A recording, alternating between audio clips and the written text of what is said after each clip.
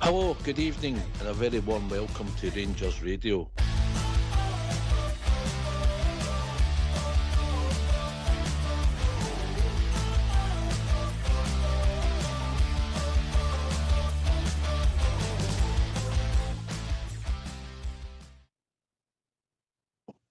Well, good evening, welcome to Rangers Radio. Join myself, Foxchair, on the show this evening is the one and only Albert, big international winner. AK, how we doing, boys? I'm good. How are you two? I'm good, mate. I'm good. How's AK? Aye, I'm good, Ox. Aye, Albert, yourself, and welcome to Rangers Radio. I was just checking some stats out, Albert. All right, here we go. The last time we done a show, petrol was 129.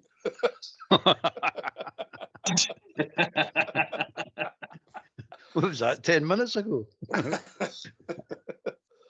Changes by the minute, doesn't it? It's unbelievable. It's unbelievable.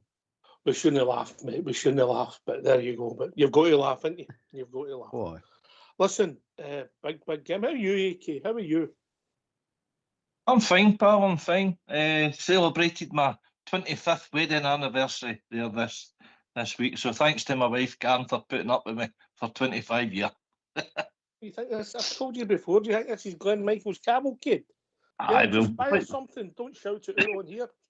Don't be so miserable, Albert. Oh, I know. Play I that know. Hope captain, then. Hope you put your hand in your pocket, you. Oh, aye. Oh, give us some nice. flowers and chocolates and a wee bit of perfume. Can't beat that. What is it, the She's diamond? dying to give you flowers in a big circle, but that's another Aye. story. Is that a silver anniversary, It is, pal. Aye. I don't know how we managed to make it, but we've made it. What about you two guys? You'll be a wee bit more down the line than myself, I take it. I mean, Albert, don't discuss my personal business on the show, mate.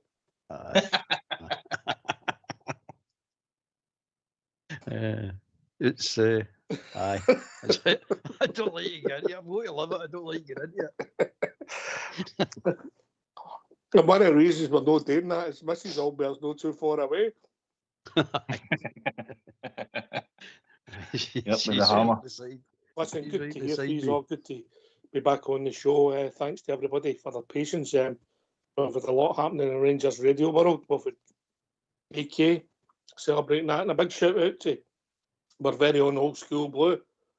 His little Betty became a mother yesterday, so that makes Old School Blue a grandfather. So congratulations to Old School Blue. Never stops, AK, does it? Oh, congratulations, Old School Blue. Aye, very good. Aye, that's another wee bear brought into the world. I'm sure Old School Blue will bring it up right. I'm sure he'll be Does wetting that the make, baby's head just for a change, Albert. Aye, just that'll be unusual. Now. Come on. Does that make him old school blue now? Aye, double old. Double low. He might take Double that. old, no old. I thought that was Big Stevie double O, but there you go. Right. Big game tomorrow night. Big game tomorrow night. Big game tomorrow, 3 o'clock. Unusual. What are you thinking, Albert? Oh, it's the usual. It's going to be tough, isn't it? It's they're on a high. It's usual. They'll keep good when like he'll try and hit you quick goal, shot. The usual, you know what I mean? Try and catch you on the break in the last 10 minutes. It's just the tactics don't change, mate. There's nothing to say much about them. But they're playing, according to everybody, I've not seen them play, but according to everybody, they're playing well. I know we have not beat them this season yet. There's a couple of draws with them, but it'll be tough, mate. That's all you can say. You just know it's going to be tough. There's no getting away from it. If we're on more game, we need to go on more game. So we'll see what happens. But I know we're going to get into more detail than that. But I'm running it in my head with what I'm going to be seeing them on, and it's going to be something similar we've seen. I mean, they get two. If I remember, like the last game, they got a flying start, didn't they? They got a couple of goals. They get one goal, and then we went equalised, and then they got We're 2 2-0 ahead. We're 2-0 up. Was it mate. 2-0 up? Was it 2-0 up? Aye, that's the day Asgard scored that wonderful goal, and we thought he's arrived. Aye, he's aye. So like he sets his teams up. He's done it everywhere he's went. It's the same nonsense. It's they'll try and if we start mincing about at the back, they're going to press us high. If we start playing a bit of football, sensible football, there's just a low block then, isn't it? So it's going to be one of the two or a mixture of that. It's simple as that, mate. It's the same tough game. Not impossible, but a tough game. AK. It's all about results at this stage of the season, Ox. As Albert touched on there, it's been 2-2 each draws. Very different games, but we've actually had some decent spells in the two games. Remember the first game at Ibrox, Stevie Smith was our interim coach after our previous manager left, and we played really well the first half. Asgard scored an absolute belter, but we should have been in 3-4 up at half time, I felt. But Dun United came out physical, changed our tactics and ruffled our feathers and showed the frailties in our team. But we're a different animal now. We're on different form, and we've got a goal to go for. So I'm expecting us to go at them and punish them when and if we can. But they're also a danger, so we've got to be wary, keeping the back door shut as well, Ox. But hopefully it's 3 points, on the board, to go top of the league on Saturday evening. Yes. Well, you're right. Two different performances against the United. The first half at Ibrox, at that particular spell, had been one of our best performances under the new regime stroke Stevie Smith. And then the Danny Rowe, when we're up at Tannadice, well, it was a 2 each draw, and we were lucky at 2 each draw because we got the penalty of the death. Was a penalty. But God, all there. It should have been 5, 6, 7, 8. Yeah. Yeah. But I mean, we created a few chances that night. Again, don't take your chances. You can get caught, and it's happened time and time again. But it's the Mona, as Alex saying, we're a different animal. We played them the last time, completely different animal. And I hope everybody. I know we've got one injury we're going to talk about, but I hope everybody else is up and ready for this. International breaks, as usual, takes its toll.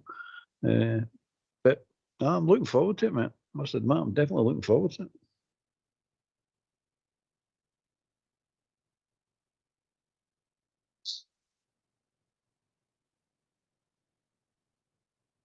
It feels a big game, AK. You can tell the way people are talking about it and the apprehension also. Aye, definitely. Aye, well, I think also the international break is came at a bad time, so to speak, for a lot of the Rangers supporters. We've been pining for the 2 weeks. I'm glad you mentioned that, AK. Would that get football stopped, that international stuff? Oh. It would watching Scotland, that's for sure, Ox. 2 meaningless games and 2 forgetful performances as well. Nobody wants to be playing them. All right, the countries that involved still in the World Cup qualifiers, knockout stages, things like that, they were important games for their nations, but the rest of the games was nothing games. So it's we turn our attention back to domestic stuff, and we see what's in front of us. And as I say, it's all about the 3 points now. But we're on a good run of form, particularly at Ibrox, and we know what's ahead of us. So, just let's get the job done. I just obviously listening to Danny Rowe, and we'll hear Danny Rowe. But listening to him, I'm a wee bit concerned about this injury that he's not letting go yet, and I hope it's not too bad for a key player, whoever it is. Yeah, well, it might not be the international break that caused it. It could be that would be the frustrations. Injuries are part of football, AK. Albert, you just have to deal with it and move on. And if you're injured and you're sitting in a stand, you become unimportant. It's tough, isn't it? Albert. The trouble with international football, mate, it's cost us in the past. The Seamer carry on. Remember, he come back injured. We were flying that time. Should have won the league that year as well. And international injuries caused us a huge problem. Played a big part as no one in the league. So I mean, I can't go them. I just hate. I cannot stand international football. I think it's a complete and utter waste of time. I've no idea why these friendlies get played. It makes no sense to me. A get together. You could change the whole lot, the whole 26 players for the upcoming tournament. The 26 that play now could be the 26 that play then. It's stupid. It's just stupid. And I think it was Southside was telling me that FIFA have now told them you need to pick 55 players before the leading into the tournament and then whittle it down to 26. What's the going somebody make any sense of this? I don't get what the squads are about. The SFA have wrote back says we've not got 55 players. Gonna explain the point of 26 players. I don't get even the European tournaments. I don't get this squad carry on. I don't think you have to pick 22 or 26 players. I don't get this. It doesn't make any sense. You're a professional football club. You've signed a load of players, but you're only allowed to pick 26 of them. Or why? It's just mental, mate. I don't get it. I really don't get it. And international football's the same. You pick for the whole country, but no, you only can pick 26 players for the whole country. Nonsense, mate. Absolute nonsense. But there you go. International football, I'd just do away with it. It's completely pointless to me. I don't get it. And I'm not interested. And that clown Wenger, he's wanting to play to the World Cup every 2 years. I mean, what's that about? I mean, I don't want to see it every 4 years. I want to do it every 2 years. Nah, waste of time, mate. Complete and utter waste of time. Very rarely you see a good international game now, mate. Very rarely. It happens now and again, but it's rare now. It's really rare. So that's my opinion. And by the way, there's a question for the both of you. See if you're a young player and you just sign professional forms, can you say right at the beginning, I don't want to play international football? Can you refuse to play international football? Just say you don't have to accept the call up, mate. Exactly. I would do, but I was a young boy. The amount of games you play, especially a club like Rangers and that, the clubs at the top of the league, playing all these games, I want to extend my career. I'm going to burn myself out with extra international games, especially these crappy friendlies. And you can't pull out them. It's good if they say that idiot Clark says. Well, unless you speak to AK, mate. Unless you speak to AK, he's the man that will help, mate. You get a sick note, and then you can pull out. Right. AK, but you can't play for your club. What are you trying to suggest here, Ox? There's people listening in this show, you know. Listen, Albert, you're 100% right. I couldn't agree more with you. I'll give you the perfect example. Mind a couple of years ago when Man City won their treble, the English Premier League, FA Cups and the Champions League. We'll see that summer, Spain went on to win the European Championships as well. 76 games Rodri played in the calendar year. You know, and they come back, about 2 weeks of holiday, he came back and within 2-3 games, snapped ACL, and he was out of football for a year. And that's largely the amount of games the guy was having to play. And there's a lot of meaningless games in there as well. I mean, your Champions League, for example, see, years ago in the 60s, 70s, it used to be about 9, 10, 11 games or something like that to win the European Cup. You're over 30 games now. World Cups that used to be 8, 16, 32, we're now up to 48. It's money oriented. It's just greed for me, Albert, but it's affecting the number of the games that players are having to play, and because of that, the quality drops as well, and obviously injuries come into it. In fact, see Mbappe, see Rooney, Bellingham as well. You'll find that see young Yamal at Barcelona. He'll mid-20s, I think he'll break down with the amount of games he's having to play. That's how I first see it. I mean, especially Scotland. If I'm getting picked for Scotland, I'm going. I wouldn't bother Mars. Oh, sorry, I wouldn't bother because Scotland. You make your point, win.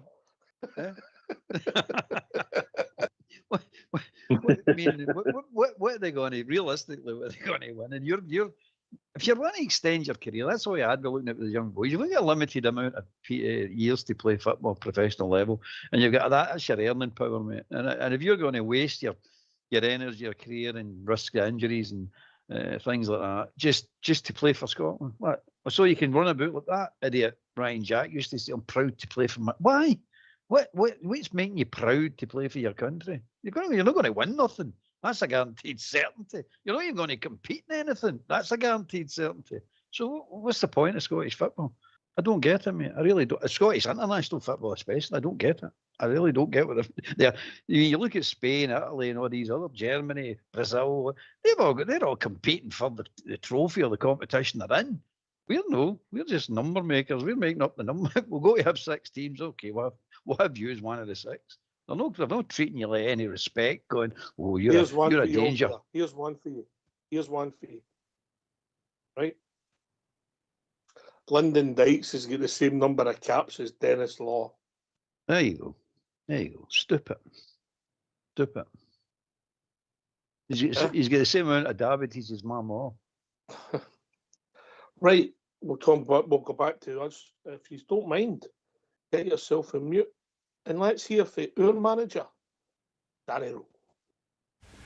Morning, Danny. Can you bring us up to speed with injury news ahead of the game at the weekend? Andreas Skov-Olsen obviously missed the last game. Final decision tomorrow. We have some small issues, one bigger issue. One player will be out for tomorrow, but I will not speak today who is it. But you will see. It's a little bit a shame. They're still in the training. But it happens in football. Skov is back. He trained the last 2 weeks in a row. This is good. It's more general. I think they have to find a good balance between some freshness. I think if you play game by game in 7 days, then normally after this performance against Aberdeen, you will not change so much. But a lot of players played, trained, travel a lot. I think I have to look for all these things, and then we go tomorrow. But I'm convinced that we have good players, fresh players on the pitch. We had a good trainings week. Also in the national break, a lot of players were here. They also have the quality for the starting lineup, and it makes me really comfortable for tomorrow. Without revealing the identity of the player who's missing tomorrow, will it just be tomorrow, or is it a lengthy spell on the sidelines? Unfortunately not. It will be a little bit longer. Hopefully he comes back then before the split, but it looks more that he will come during the split. Okay. Tomorrow against Dundee United, the team has a chance to go top of the table for the first time in 2 years. Psychologically, with 7 games to go, just how big will that be, Danny? Generally we are looking forward to this game. We want to take the next cup win tomorrow. We said this many times. I expect, and this is normal after the national break, always the first game, you need a little bit of time, and it's also the reason why I will trust some players that were here, because they trained the last 2 weeks together. We need the rhythm, we need the balance. It's a good feeling tomorrow, but the best feeling should be after the game, when we win the game and we are top. We have to work hard. I think we played 2 times this year and we couldn't win against them. And this is a new challenge. They did well against Celtic.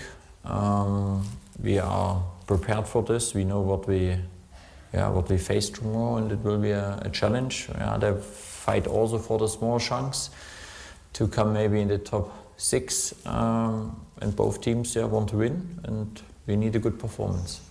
How do you assess your form and where the squad is individually and collectively? There's a lot of talk before the break about performances against results and where that balance has to lie. I must say, against Aberdeen, I was really happy with both result and performance. Was a strong performance and a good result and a good atmosphere. Was a perfect ending before the national break. I think this is always nice to go with such a feeling into, but now we know we need 2 more wins before the split, and then the last 5 games will be interesting, but you have to take it step by step, and tomorrow we need the first step again. You've said for some time you expect this to go down to the final day. Given everything, the twists and turns we've seen the last couple of weeks, do you still stand by that? So far, yes, but you never know. I think it's interesting that from the top 3, it was just 1 time, I think, that all 3 Teams won at the same time. That shows also a lot. Yeah, we have to take consistently the points. If we can this step by step and we take a lot of wins until the end, then we have a great opportunity. And I see us really strong at the minute. I think even with this injury now, we have nearly everyone available. We have confidence, and we need this. And tomorrow we have to make the next step. You spoke before the break about Derek Cornelius and his position. Have you spoken to him since he come back, and will he remain with this group until the end of the season? Yeah, I will speak today with him, but he will be back in the training, and then he is normal back. Danny, how nice is it for you to play first out of the three rivals, and for the first time probably be able to put the pressure on the other two who play a day later? Ask me tomorrow if it's nice, yeah. But no, of course, I think the last couple of weeks we had always the Sunday game, and then you see the results and you see, oh, was a good result for you or not. But it's good when we can be first. If you do your homework tomorrow, then of course it's a good feeling. I think that shows if it's really 2 years, maybe after 2 years the first time, then I think this is also not so bad. But we know at the end, important is after the last match day to be top. It's nice to have this now, but even we would be tomorrow this, I will still speak from we are the hunters. We want to hunt wins, we want to hunt our opponent, and with this mindset, we should go in the next 7 games. I noticed the Dundee United manager said they'll be coming down here with no fear. He's not the first manager to say that before the game at Ibrox. How important is it to bring that fear factor back for opposing teams? Yeah, it's up to us. I think if we play on our highest level, with our intensity, with our speed in front, I think we have a lot of tools to hurt opponents. We showed this, I think, when I look also how many goals we scored. This is good to see. I spoke about clean sheets. Yeah, that was the small bit against Aberdeen. I was not happy that we conceded this goal, but general was a strong performance, and we need this again. It's our job, not more. Take the next 3 points, and then we can climb in the table. Danny, a chance to go top of the table, 7 games to go. This scenario would have seemed quite unlikely when you came in at the club. Did you think this might be possible to get into this situation? Yeah, in football everything is possible. When I arrived, it was clear for me it's a long way to go, a lot of games to play. What I didn't know in this time, how quick we can do it. For me it was the goal, go in the split with a distance where you can always win something, and it was always in my mind. My mind was win games, make step by steps, and we have a good situation now, but we know as well if you don't do your homework and you take not the wins, then it goes quick in the other direction. Then from 3 points it could be dropped to more points. It's about consistently, and if you do this, then you have a good situation at the minute. From this point you can really do everything. If we win 7 games, we will win the league. It's a long way to go. Let's start tomorrow with the first win. Why don't you give us a call on 0141 356 1972. It's your show, it's your platform. Let's hear from you.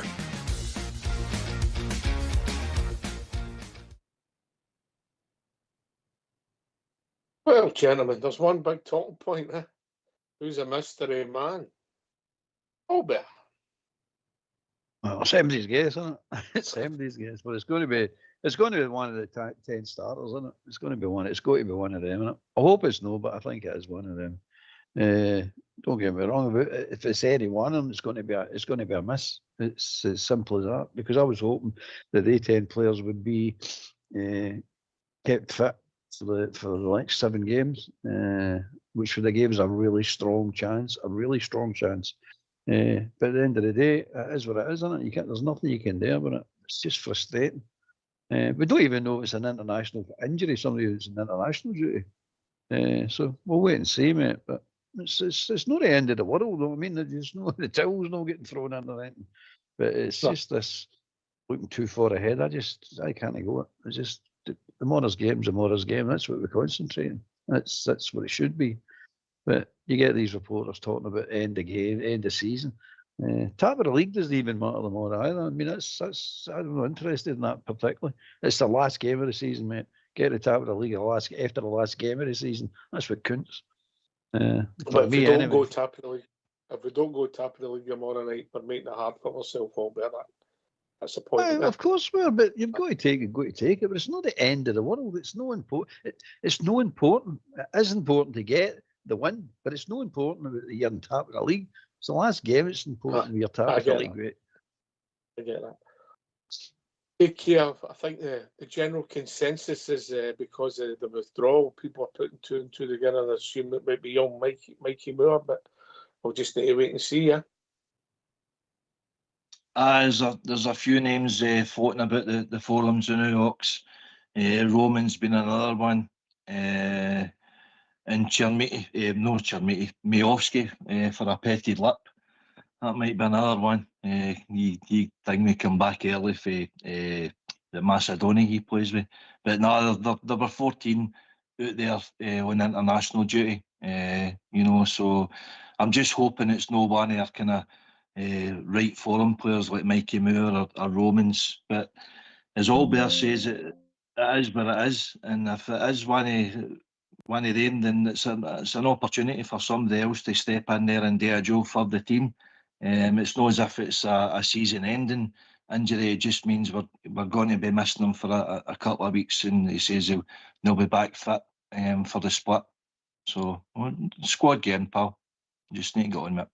Aye, whoever it is, mate. I feel frustrated if it is an international player. I feel so frustrated if it is young Mikey, because he's playing well and he's making things happen. But you've just got to deal with it, as Albert says, mate. There's nothing you can do, mate. You just go on with it. It's as simple as that. No excuses now, mate. 7 games. That's what we're into. 7 games. It's a running. No excuses. None whatsoever. You just got to roll the sleeves up. Whoever comes in for the position the player's been injured, as Alex says, on with it. Just get on with it. It's a squad game. So we've got enough players. If numbers count for it, we've got enough players. Quality. That's the problem, isn't it? It's just the quality. So, aye. It's again, he's right not to tell us. It's 10 out of 10. I was actually surprised he said it was an injury that could go by into the split. Even that's too much information. I gave him nothing. Mate. I would even have told him was MD injured, to be honest with you. Just they're fit. Just leave it at that. Then tomorrow night say, he wasn't fit. I lied about that one. He's double wide for us, AK, isn't he? I'm glad he's not a racing trainer for the horses, because there'd be a stewards inquiry about your horses all the time, Albert. No, I tell you, it's nothing, mate. I tell you, work it out for yourselves. It's just, you know what I'm saying. You know, like these managers, they hang on these press conferences, hoping they're going to get something, hope they're going to get a controversial statement for a team talk for their team, and they're the usual, isn't it? So I give them nothing. It's too tight now, really too tight now to give anything away now, whether it's information or whether it's weakness, any weaknesses. Don't concede an inch, mate. All right. So we'll know at 2 o'clock tomorrow. Well, we think we'll know at 2 o'clock tomorrow. You know what I mean? I get your point with the sort of solid 10. Who would you play at right back in that solid 10, Albert? Sterling. AK? Oh. I'd be playing Sterling tomorrow, because that, for the one reason, that young fella, Amar Fata, that plays with Dundee United, is really dangerous player. So I think Sterling would cope with him better than Tav. Well, I think I've got a funny feeling Tav might start tomorrow, and I'll tell you why. Yeah, I accept it.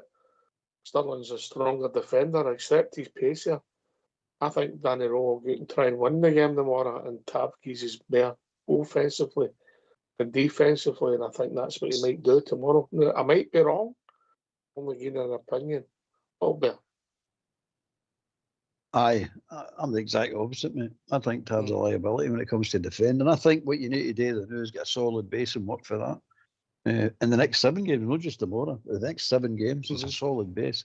We got away with Aberdeen because they are just rank rotten.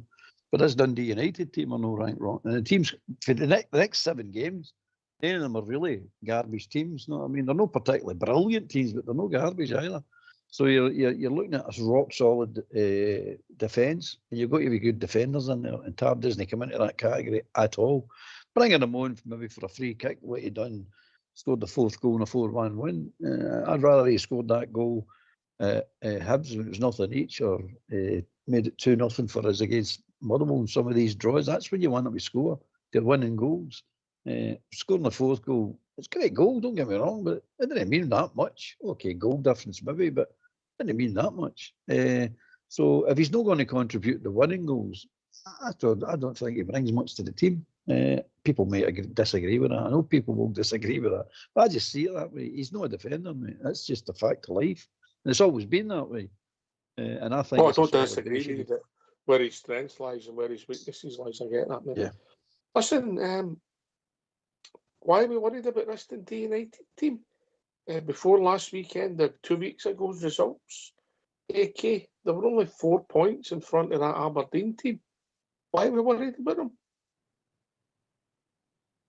I'm not saying we're worried about them at all, but we've not beat them this year. It's been two weeks for us. I'm certainly not worried about them. It's about us and our performance we showed against Aberdeen at the last run out that we had. How easily we can sweep teams aside when we're on our game, but we're susceptible to be falling asleep sort of thing to let Aberdeen back into the game and things like that. I mean, I think you touched on it before the Blackhawks, how many goals were scored at Ibrox, particularly in the last 6-7 games, you know. We've had a right good chalk up of wins as well. In fact, in the last 20 games, the forum shows that we've got 45 points in the last 20 games. Motherwell are second with 39, Celtic 38, and Hearts are 37, 8 points adrift of us own forum in the last 20 games, you know. So we are the forum team in Scotland. So there's nothing to be fearful of. It's just getting the job done, picking the right team, hopefully racking up a couple of goals and put the pressure elsewhere. The reason I'm concerned, but the reason I'm concerned, that day with Dundee United or any other team in this league, it's a complacency of us. We have a tendency, if we don't keep on tapping and keep reminding them that these games are difficult, the day become complacent. We've seen it with our own eyes, walking football and all that nonsense, and that's when we are right vulnerable when we start this walking about nonsense. And if they're not up for it, you know yourself, if you don't start the game at the right pace, it's difficult to get into the game. As the Hibs game at Easter Road proved, the Motherwell game as well proved that we're lacking in the competitive side because we started the game too complacent. That's my big problem with this Rangers team, and we've nobody on the part to make sure to safeguard against that, to get them going, to make sure that they're not going to start mincing about and walking about thinking they're all that. They've not won nothing yet. They're in competitive. They made the league competitive, which is credit to them, but they've won nothing yet. This is the business end of the season, and that's my concern. That's my concern, that they don't get complacent. And if we all start thinking Dundee's no this or that or whatever, but we're going down the ring road with that kind of thought, you've got to treat these. You've got to treat. The United teams in us, mate. Yeah. Oh, you've got to treat this team the way it is. I mean, it's in form. You've got to say that they're in form. They haven't been in form all season, but they're in form now.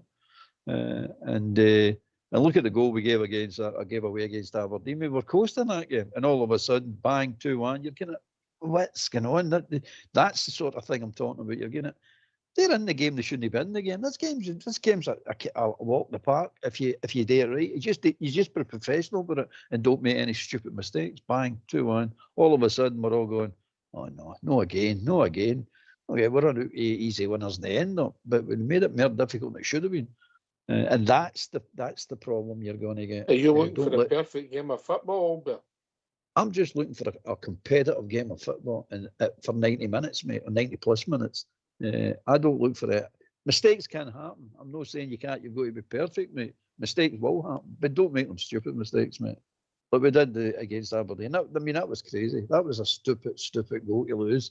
There was no need for it. Absolutely no need for it. If we got the actual technique we're trying to play, or the reason we're doing these passes, is to draw them in and then move the ball away across to the other side of the park where the other space is. Instead of that, we kept bringing it back to the same place, and they just kept getting closer and closer to us, and then all of a sudden they nick the ball. We get a bad pass, bang, 2 passes, they get the ball, 2 passes, goal. You're saying, what was all that about? The ball should never have been anywhere near the players, nowhere near them. But we allowed it. That's complacency, mate. That's letting your mind wander and thinking, Raskin's dribbling the area. What's that about? You're going, no, son. That's not what it's about. What are you doing there? So that's the sort of thing I'm concerned about. That's all. I think we're well and capable of winning the league, and I think we're well and capable of beating all these teams and winning these 7 games. I think we're well capable of doing it. Whether we're going to go and do it is a big ask, but I think we're capable of doing it if we keep concentrated, if we keep we're focused on the game, the game that you're playing at the moment, and the moves that you're trying to pull in the moment. So that's all I'm saying. I'm no fear of Dundee United by any stretch of the imagination, but you've got to give them some respect. Every team. Yep. So I'm going to stick to my guns. I do think you'll play Tab tomorrow afternoon, because I think you'll try and win the game. It'll be interesting, because Stirling has sort of disappeared, didn't he? AK. Aye, the last couple of games he hasn't featured at all. I mean, I think the two of them might feature. I would be starting Sterling. I'd be giving him 70 minutes and then let Tavernier come on the last 20-25 minutes, because he does have an effect on the game going forward. He can still produce a good ball into the area. He still can produce a good free kick. But I'm way old there. Start the game solid. Don't give them anything, any sniffy a kind of chance, and just let's go and take the game to them and try and put the game to bed as quickly as we can. But I know exactly what you're saying, but what comes with that, Albert, is lack of leaders, lack of winners on the team players that know how to get over the line and game management and stuff, so the complacency thing, there was a 5-10 minute spell, even against Aberdeen, where the crowd went a wee bit quiet and went, oh, no again, but then the players switched on again, and you've seen how easy it was to brush them aside. So it's concentration, go at it 90 minutes, but once we get it over the line, then the players become winners and they have the right mentality, because they've been the course and distance before.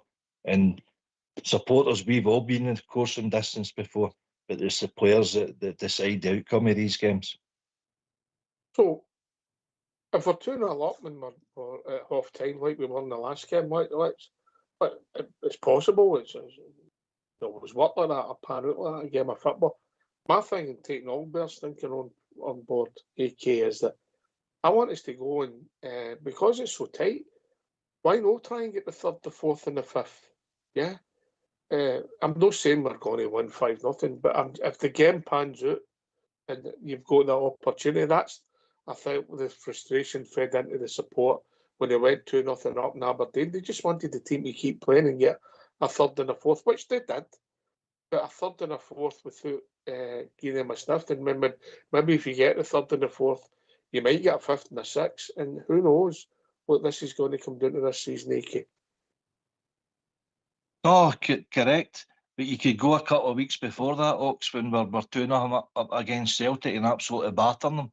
We should have went for a 3rd and a 4th against them as well. So we've seen the movie before, and we've seen a few changes, a few tweaks for the opposition manager, get in about them. As I say, that again flipped at Ibrox earlier in the season too. We absolutely battered them the first half.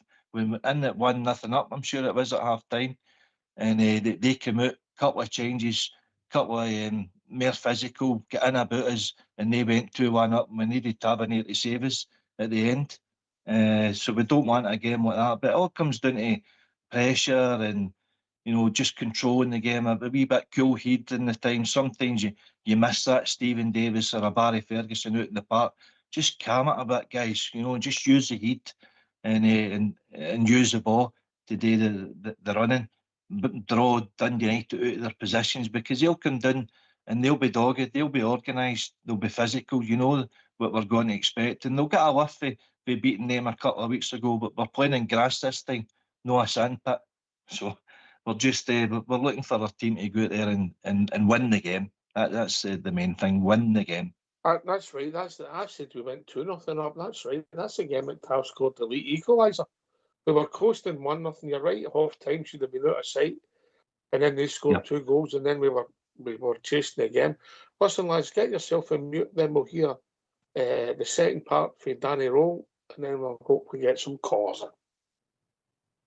Do you have an idea in your head of how many points we'll get this League One, or is it simply targeting 7 wins? Well, I'm really not sure, but it makes also no sense. I think the best thing is when you think about game by game, and finally 7 wins would be nice. Everyone wants to have this. But yeah, I don't know how many points you need this year. I like that we have a good goal difference as well. I think this is also the outcome from the last couple of weeks, that we scored a lot of goals compared to maybe some teams around us. This is important. I think when we arrived, our goal difference was also not nice. We worked on this in both directions, clean sheets, and we scored more goals. And yeah, let's see. But tomorrow I expect a difficult one. Opponent, they're aggressive. They know what they want. They know how to play games. A team who has less ball possession in the league, but ball possession is not everything. It's about the result, and we have to really focus on ourselves. Avoid the small mistakes. Give them not the opportunity to come into the game, and if you do this, then we have a great opportunity. It's your first experience of the split, and in this particular season it's exciting for us. How do you view it as a manager, the fact you're taking on all the teams around you? Yeah, well, I'm honest. I think I was 2 times in the title race with Munich. Then you have game by game, but I expect really a exciting split where you never know. It could be after 2 match days you have 6 points ahead because the fixture is like this, or you have still the 3 points in behind. You never know what happens. Maybe there's some turns, maybe not. I think this is for everyone exciting, especially we have 3 teams, and 3 teams at the moment very close to each other. For a neutral supporter, a football fan, this is maybe one of the exciting title race in Europe at the moment. As a manager, you look forward because you know with your group you can win this title. This is also a great feeling, and I'm looking forward to this. But you have to do it first 2 more games, 2 more wins, and then you have a good position. Danny, you tick off every match and every win is another cup final, and there are now 7 to go. I just wonder how you're feeling about it all emotionally. What is the overriding feeling ahead of the big run-in with 7 matches remaining? Yeah, general, I'm happy. I feel really good because I see my group at the moment. I see also the development. I think we are mentally strong. Even I think you go away. We took the win against St. Mirren. Pressure was on after 2 draws, but we come back. Then we make a really good performance, a nice performance against Aberdeen. We used the chance, and it gives me a lot of belief. There's no doubt my group is strong, convinced, and we have the quality to win the league. You speak about trying to win these next 2 games before the split. Of course, you'll then have that break for Scottish Cup weekend. Are you in a position to confirm what the plans are for that break? Yeah, I think it's not so a big secret. We will go in a small camp. I think this had a lot of advantages from my side. I think we look for every small thing what could help to go in this final split. I think this is off the pitch and on the pitch a great opportunity for us. I never do something and think, if you do this, maybe this is negative. I think, of course, you will ask maybe if it goes in this direction, then this question, but I think that will not influence in a negative way. This is always about positive way to go in such a environment, to have the group together, to have also some activities off the pitch. I think this is crucial as a group. I have time with the board to speak about the plans for summer as well. I think Jim, Greta, Stig, then I think we have a lot of time that helps as well. There's a lot of benefits from such a time. Yeah, we will hopefully have a friendly game as well to give everyone minutes. All in all, I think I'm very happy that the club supported me there in this direction. And for me, it's a really positive thing. Just on those plans for the summer that you mentioned, how far down the line are you with potentially identifying some targets for next year? I know, look, Graham is one that we understand the club like among other players. Is he a player that you enjoy?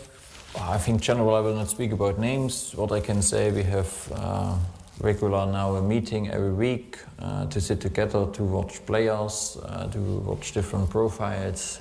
I think this is the good thing now. I think January we make the good window, but it was still at the beginning. Now we have the experience from the January window together. We know what we need then in the summer. I think there's also a lot of things to prepare. Players are in the World Cup. We have loan players, they come back. We have players to prepare. We have maybe early qualifying game, maybe not. Yeah, depends from us. Let's see. There's a lot of things to prepare, but we are clear what we want. I think it's more and more clear in which direction I want to play football, and it helps to clarify the right players for the style of direction. And I think this is also great at the moment. We work not just for the daily business now, and for the summer we also look what should be the identity for the whole club in the future, how we want to play football, and it makes, it's very enjoyable to be part of this, but finally now we have 7 finals ahead of us, and this is the most important thing. Danny, we saw Emmanuel Fernandez make his international debut over the break, got a goal in one of those games as well. What does it show about his progress this season that maybe at the start of the campaign there were question marks over his signing, he maybe struggled to even get on the bench at times, and now he's a regular starter and an international player? Yeah, it's football. Football is about development, it's a belief. I think it was not easy for him. When I arrived, he was, I will not say far away, but he was not in a position to be a starter, and then there was a little bit timing as well. Yeah, we got the injuries, and then he stepped up. I had some conversations with him. In general, now it's a great performance, week by week. Still things to improve. This is what we have. But when we look now, if you want, you sign a player from League One, and to prepare him international experience as well. Now he goes to the national team, he scored. I think this is beside of the results, what's important for us to win something, but it's also a great way to show players which way you can do. In Rangers, we want to develop players, and then, I think this is also not a secret. Part of our business is as well to create values for the club, and I think when you see now how we create the value by money, then it's a little bit a role model. But it's about playing consistently on this level, drop not back. I think this is also an emotional thing for him in the last couple of days. Traveling, game for the national team, I think this is what I try to explain at the beginning. Let's see tomorrow which decision I make on which position.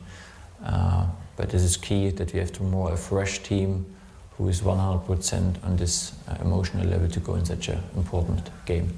If he's able to continue that progress that he's made over the last 6 months, can you see him having all the tools to play at a very high level? Yeah, of course. I think he has now 5 or 6 goals for us. He's calm on the ball. He is better and better also against the ball. He has a lot of things what we need. I think there's also a reason why I put him on and I trust him. And we should not forget he still play on the left side with the right foot, and he's doing real well in this. A lot of things, a lot of tools what you need. I'm happy with his development.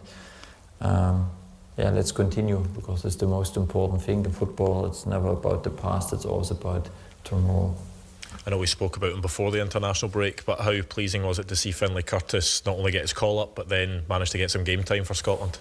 Fantastic. I was really happy to see all of my players to get minutes, and he is, even he's not here at the moment, still apart from us, and this is good to see him in the national team. He deserved this, and hopefully he can continue his way, because again, now he got a little bit the taste from a national team, and now he wants to be also part of the summer, but this is not my decision. I track his way, and if not, then he will be here and he can help us in the new season as well.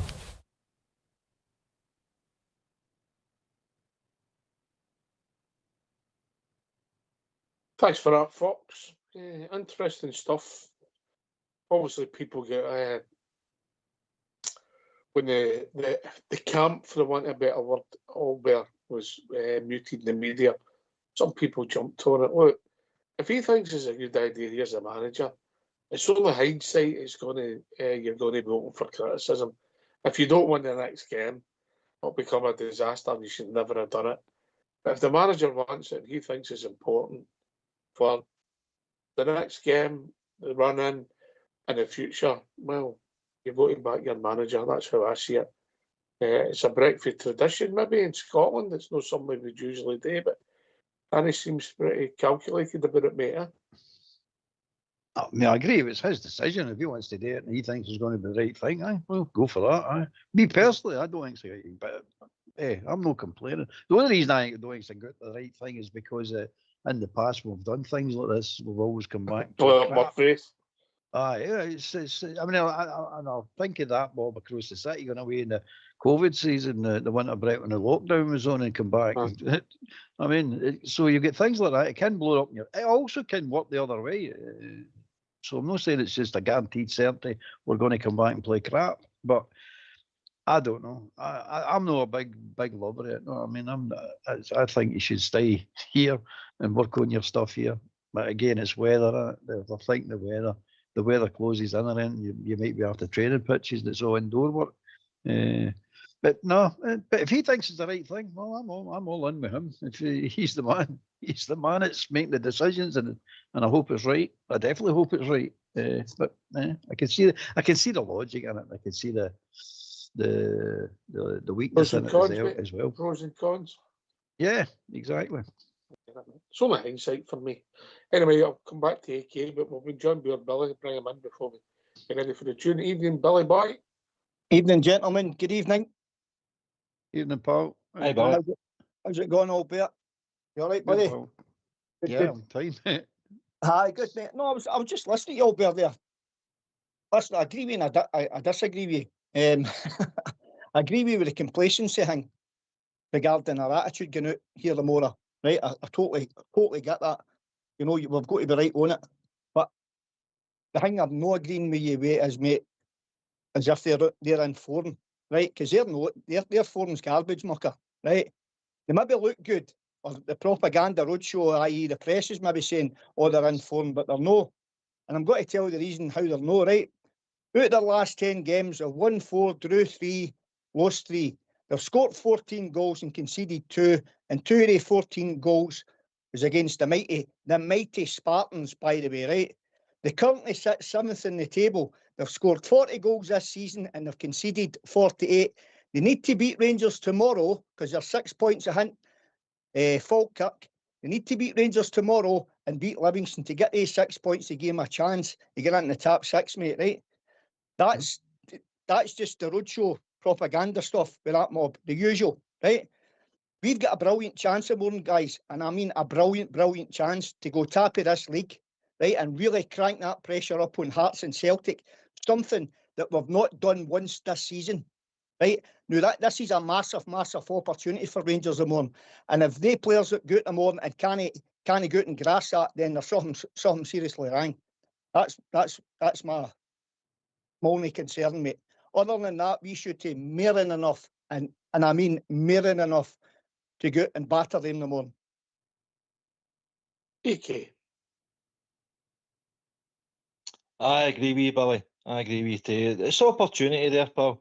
I don't think Allbear's, bumming them up to be one of the better teams. I don't think that at all. I think Falkirk deserved to be top six. Motherwell definitely deserved to be top six, and probably Hibs Day as well. I think their park has got a lot to do with some of the results this season. It doesn't help them at all, but it certainly doesn't help their opponents either.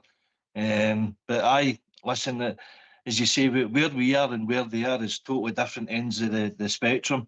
Goodwin's under pressure a wee bit. Dundee United, they've got a wee bit more higher ambitions than bottom six, so I think he could be under a wee bit of pressure for a result. But it's all about us. It's all about us, pal. We take the game to them and implement our style and play on them, and get a couple of goals up. But opportunity knocks, and we've got an opportunity to go to the top of the table and exert some pressure on the Hearts, who are away to Livingston, and then Celtic, who haven't won it up at Dundee this season under the 3 previous managers. So opportunities there for us, Billy. So I totally agree with you there.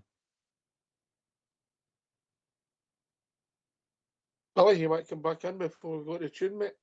No, that's all right, mate. That's fine. Allbear will tell his wee Blair about it. I know I wasn't having a go at my mucker there, Allbear. I was just saying, I'm just in a wee disagreement, a wee bit of a disagreement with him with the scenario with they're in form, because they're certainly no in form with this, basically with the last 10 league fixtures. No for me anyway, mate.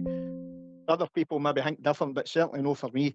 As I say, that I just think it's a typical Tarrier propaganda roadshow, cranking up the pressure to try and upset the apple cart with the Rangers, because they know the Rangers are flying now. We're the form team, guys. We are the form team in this league. There's no disputing the fact. You look back at all the games we've won, how many games we've won, the points we've accrued our last 10 games or something like that, the goals we've scored, the goals we've conceded. We're the form team. We've got nothing to fear them on, nothing, bar complacency. And I'm sure Danny Rowe and the boys in that his management team will not allow that to happen. I think that was some of the other point Allbear was mentioning as well. But anyway, gentlemen, get yourself on mute, because we're going to have a tune.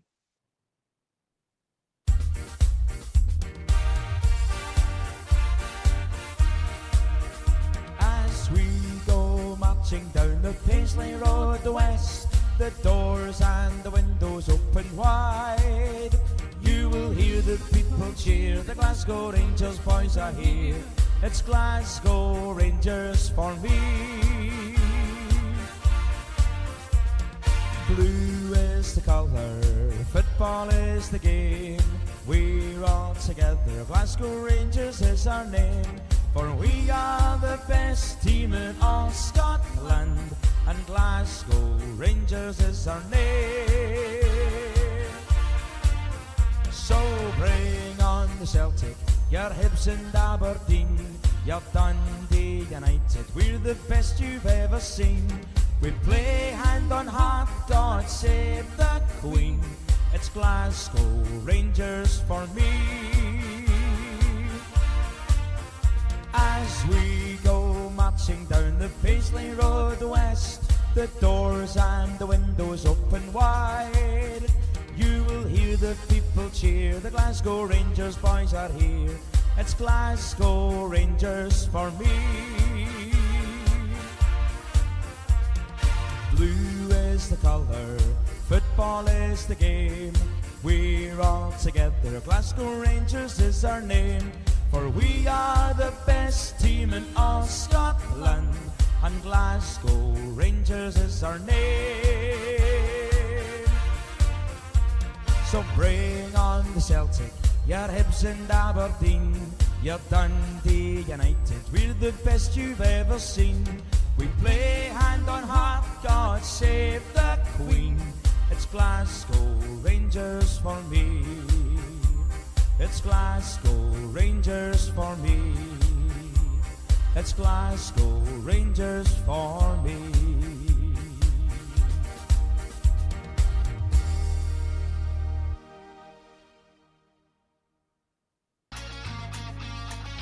Why don't you give us a call on 0141 356 1972? It's your show, it's your platform. Let's hear from you.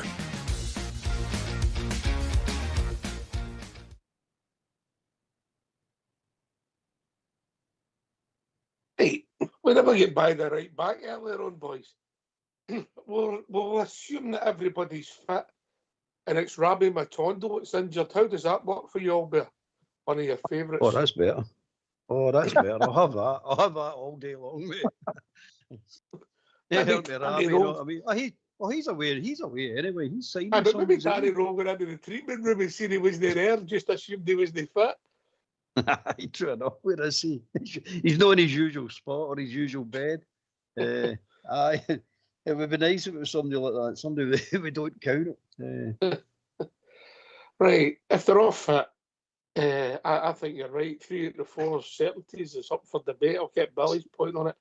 I think Romans, Hernandez, and De Giga, actually they play through. They 3 play. And funny enough, I don't know if you picked up on it, Billy. Is Rose saying that Fernandez is going to be an even better player if he's playing on his inside of the pitch? Well, that's what it sounds like, doesn't it? And if it is that, if he fancies him in that side of the gaffer fancies him, fancies a big man on that side of the park, then mate, we've got an absolute cracker.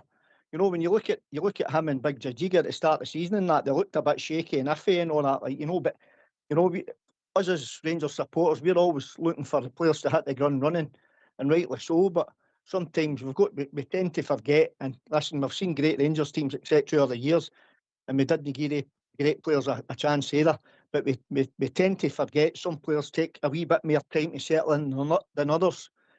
So, aye, if that lad is, if the gaffer fancies him on that side of the park, then by all means, get him in there, mate. Get him in there.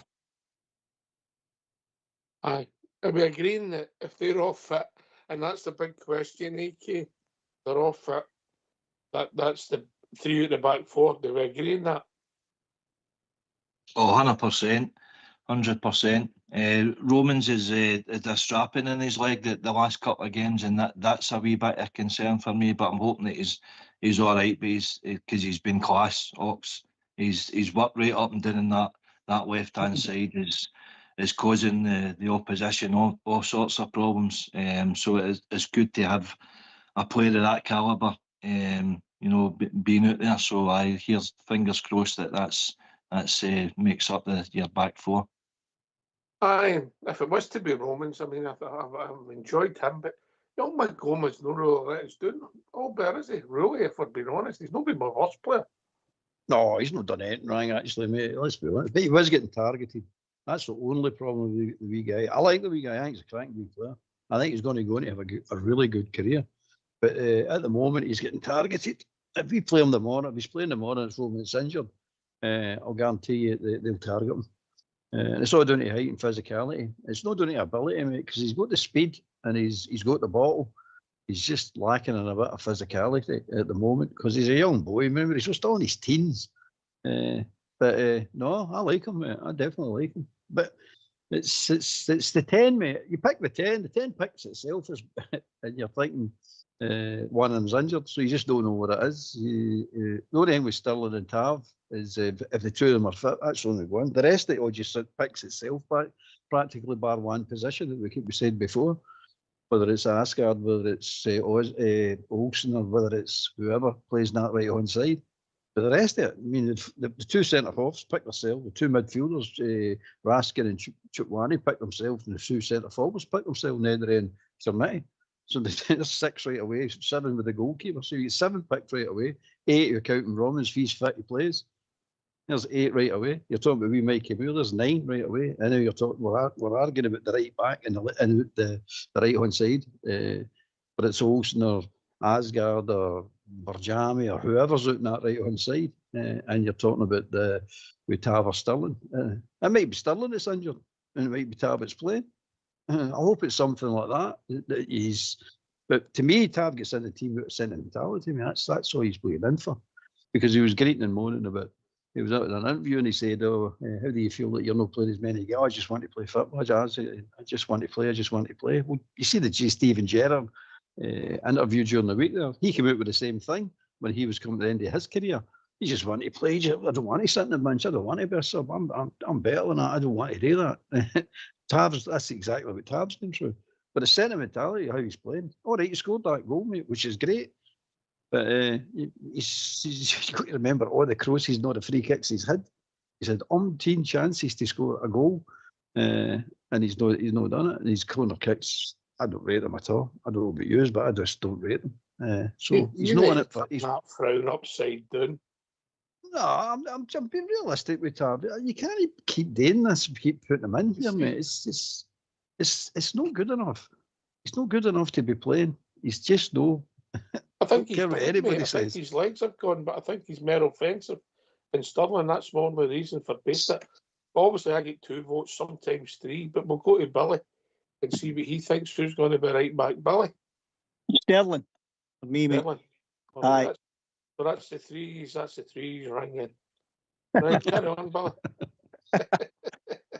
To be honest with you, well, as I said, I think Sterling will play in the morning, and my only concern is I've got I don't know what it is. It's just I think Romans will be the one that will be hear this injury. I've got a wee sneaky feeling it is Ox, and I'll tell you the reason.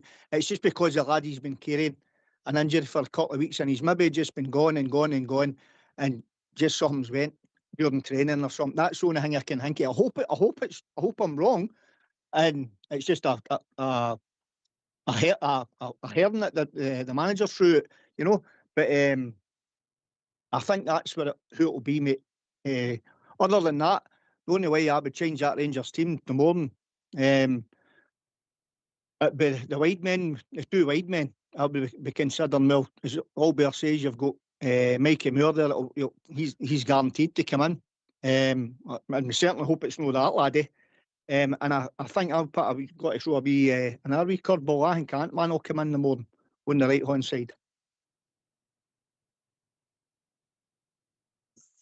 I don't think he's done anything getting the squad, never mind the team, but you never know, mate, because that problem, we're talking about right back, all of a sudden this, as GB calls it, this mysterious position we've got, never been able to fill. AK, it's another issue, isn't it? Aye, it seems to be coming. That it's a bit like Cluedo, Professor Plum in the dining room with the candlestick. But I think Scott Wilson comes in just the way that the gaffer was talking in the press of the day, that he said that Scott Wilson's had a good training stint.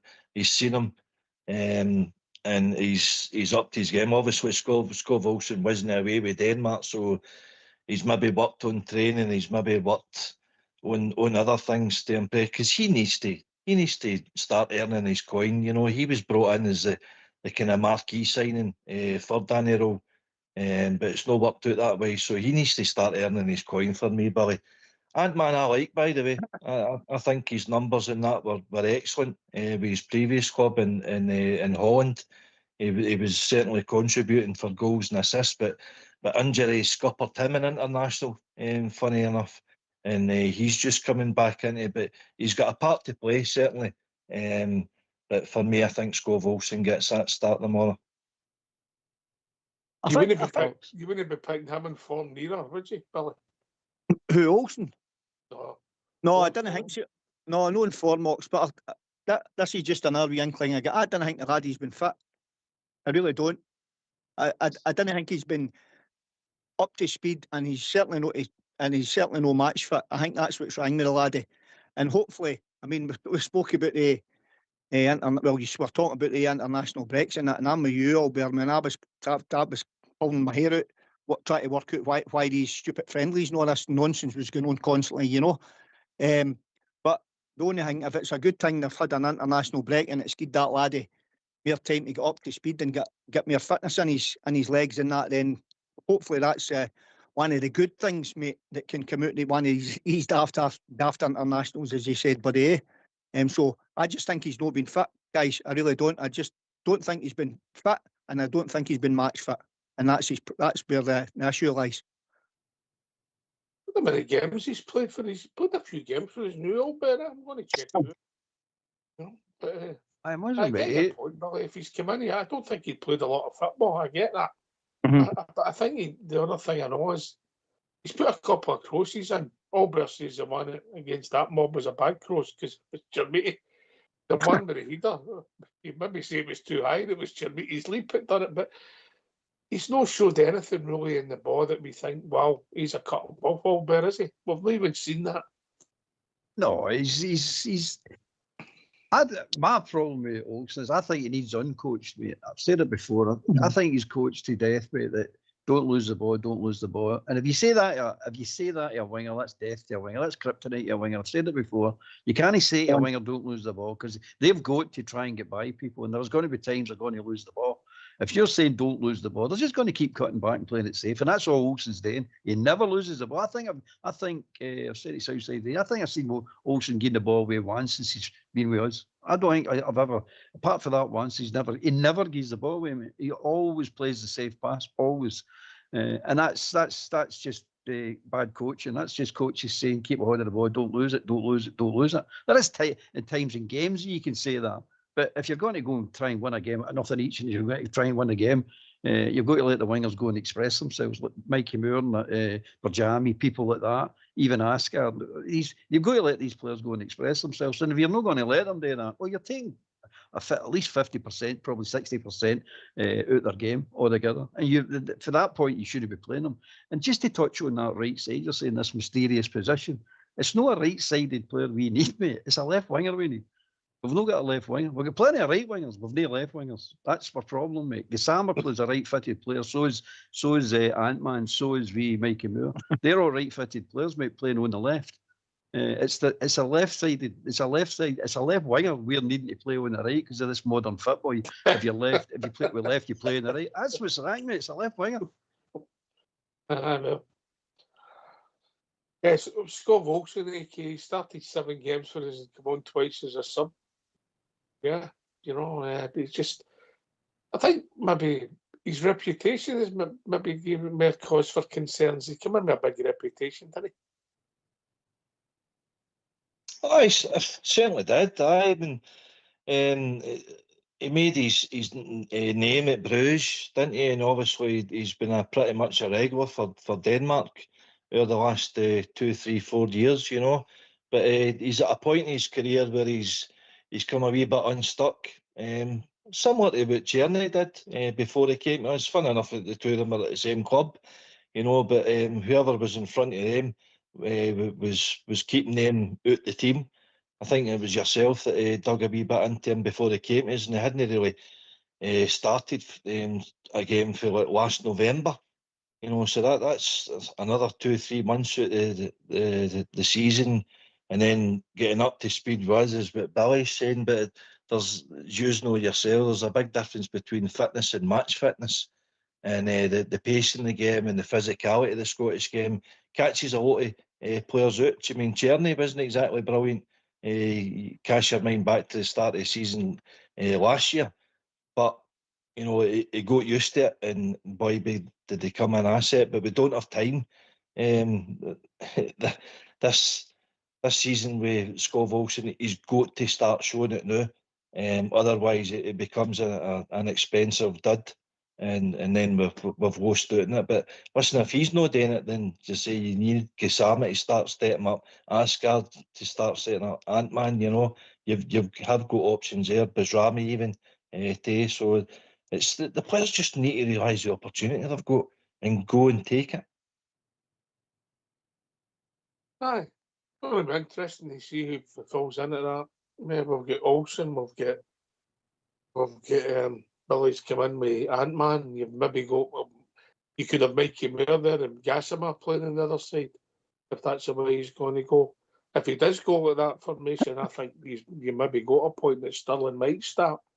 It's going to be interesting because he seems to favour this, I don't know what you call it, Billy, it's like a 4-2-2-2, isn't it? It's I think it was Fox that picked that out to start with, at the 4-2-2-2. But listen, he's getting a tune out the players. He's getting that system to work. That's the bottom line here. The system is working, and that's what counts. That's all it counts, especially more so at this time of the season. Sometimes we've struggled, guys. Sometimes we've no, but the system's definitely working. But just to if I may, mate, just touch on what Albert said. Albert's bang on there. So it's not, and I don't think it's just one winger, Albert. I think that all the wingers have been coached out of form. And see if you look at all the wingers, if you look at them all, right, every one of them, right, you all like every one of the wingers for talking, say Ant-Man, Gassama, Moore, Olsen, right, every one of them like to express themselves, right. They like to go get on one-on-ones with players. They want to get at the full-backs, mate. You know, they want to make the full-backs think. They want to try and get to the byline or cut inside and get a shot off. They're not doing that. So you're right enough, Albert. A lot of them, it's not just one player. They're all getting coached into the tactics to do what they're told in specific areas of the park. That's you're bang on the money, Albert. Bang on. And it's killing them, mate. It's killing their creativity. Yep, 100%, mate. 100%. Couldn't agree with you more. At the end of the day, I mean, Olsen, I'm not just saying he get coached here. I'm talking about he's coached before he came here, never to lose the ball. And he doesn't lose the ball. He does exactly what it says on the tin, mate. He does to lose the ball. He never gives it away. He'll get the ball. He'll move forward a wee bit. He'll stop. He'll come back. Sometimes he cuts inside. He'll pass it inside. He'll pass it back away. He might even sometimes pass it forward. Very rarely, but sometimes. But he'll never give it away. Watch his passing, mate. He never gives it away. And and it's a coach's delight if you're coaching him that. You say, he's doing what I want every day. But going back to the system, I don't care what system they play, as long as they don't play that 4-2-3-1 crap again. That's a 4-2-3, whatever it is. I'm the same as you, but I don't care what system we play as long as we win both halves. Aye, exactly. But I don't want that system, mate. We are totally garbage when we play that system. 4-2-3-1, isn't it? It's mince, mate. It's just mince. It doesn't suit us at all. We just become completely toothless when playing that game, that type of fight, mate. It doesn't suit us, mate. I was going to ask you a question, and all mucker, that's all right. Aye, carry on, mate. Just your thoughts, buddy, right? And listen, you can run the panel with it if you think, right? If the boys think it's a worthy enough question. I'm just thinking about, obviously we've played the two strikers, right? And we've played the wide players. I don't know if you've clocked this, but I've seen this. This is one of my wee issues with that different systems, or the system that we're playing. Right, we're back down to talking about the tactics and all that, and the way your teams play. Keep the ball, right?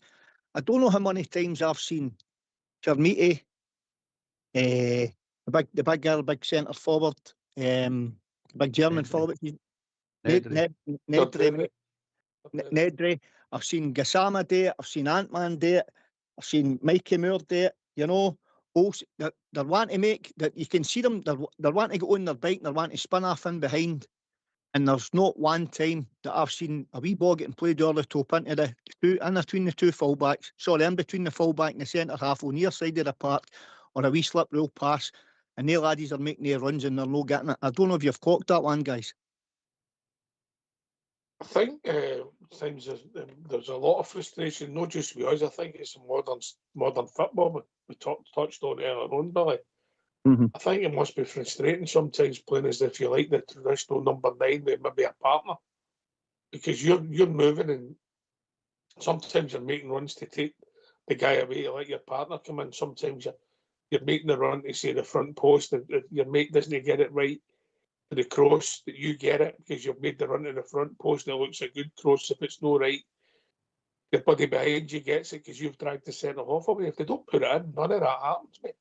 And I get your frustration, and I don't think it's just us. I'll let Albert come in. I might take him up to the end of the show, but I think it's just modern. I just think it's modern football, mate. And this possession stat, mate. I mean, they said yesterday. They said in the interview that the D United have got the worst possession in the league. Well, that should make them bottom in the league, but it doesn't. You know, they're miles away from the bottom of the league, so it means nothing. But yeah, if you don't put the ball in the box, you have less chances. If you don't shoot, you'll never score. That's no change, didn't it? I wonder who Albert's going to blame for this, but I think I know. I'm going to write it in the chat, and you can see if I'm right. Albert, modern football, and who are you blaming?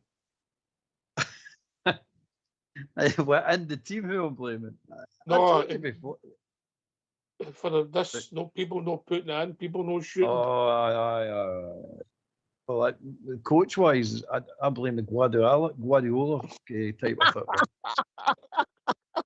It's crap, Billy, mate. Billy, It's we did crap. it right. Billy, just for the listeners, we did it right in the chat. Pep Guardiola.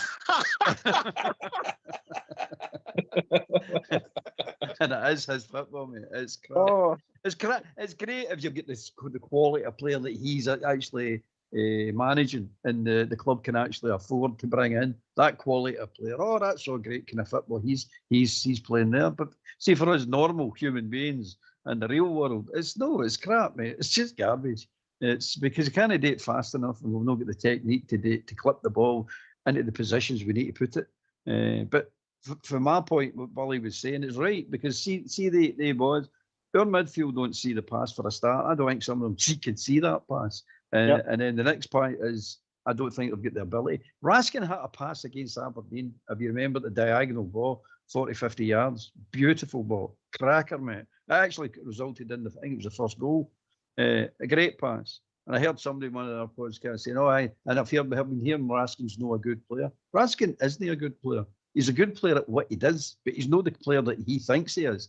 And everybody else is rant. They keep telling me he's this, that, and the next thing. I see Raskin as a certain type player in midfield, very, very effective if he plays the game that he's good at. But no effective if he starts to go out with a playmaker. He's not a playmaker, mate.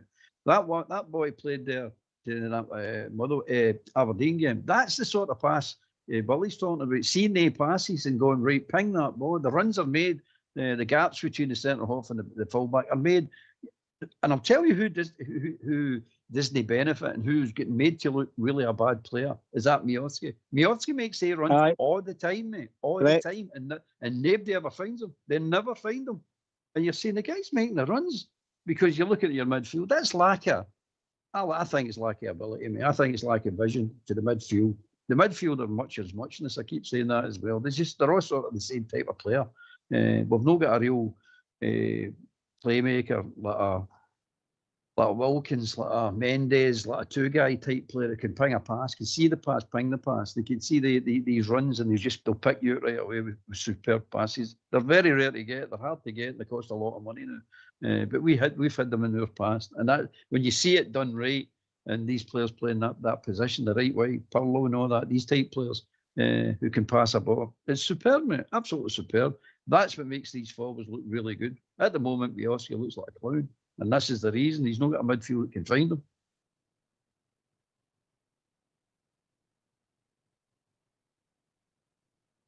End of rant. Our wingers that put the ball in, UK. Sorry, say again. Wingers that put the ball in.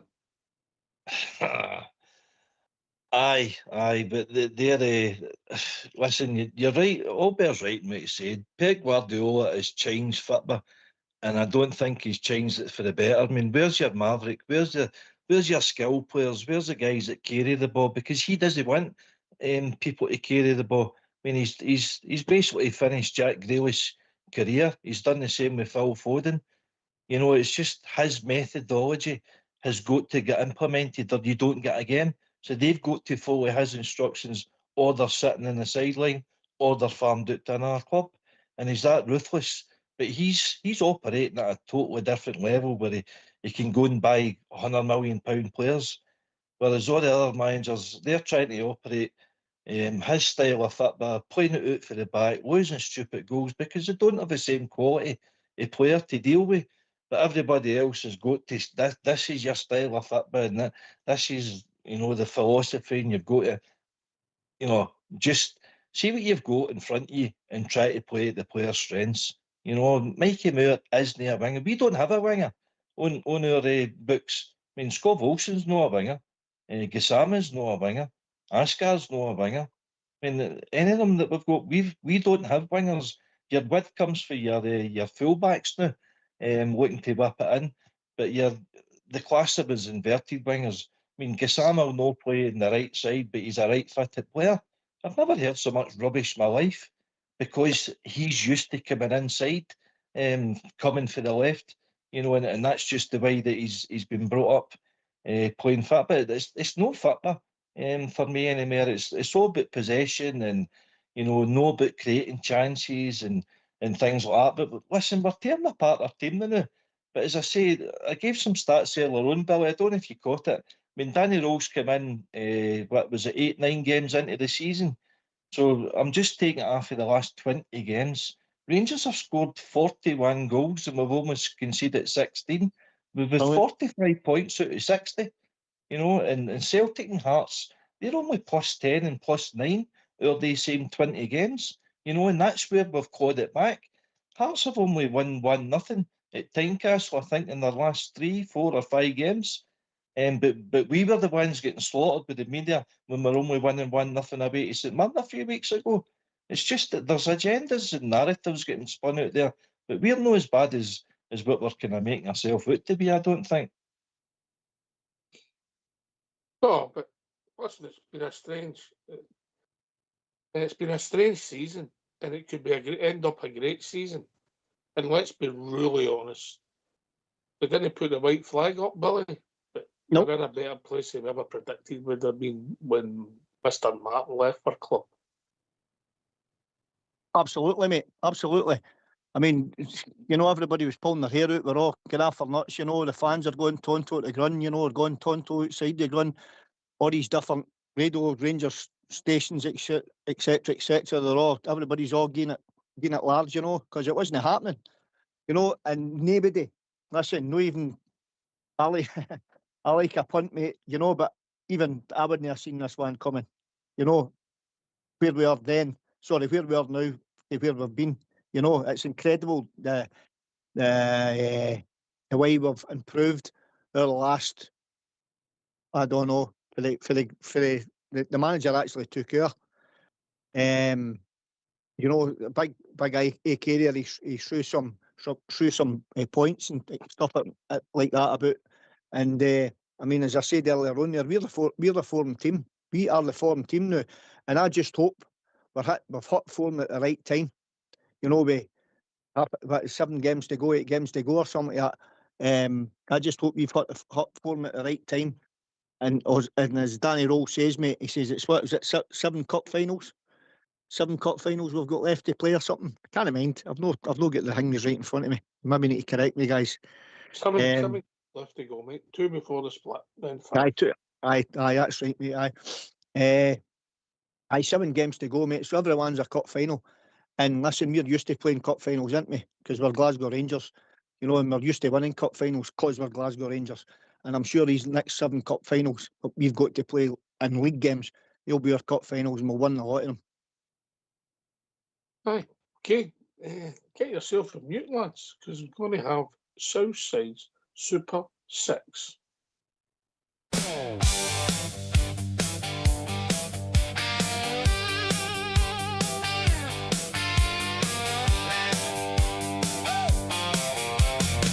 Last week's choices were to be celebrated.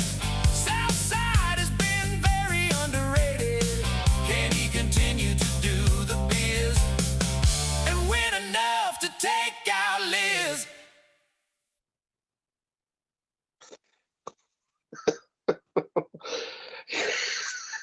Here's Southside Super 6 for Saturday, the 4th of April. The choices are Dunfermline, Ross County, Stenhousemuir, East Kilbride, Clyde, and Partick Thistle. If you take all 6 selections to win, it plays 22 to win. Good luck, everybody.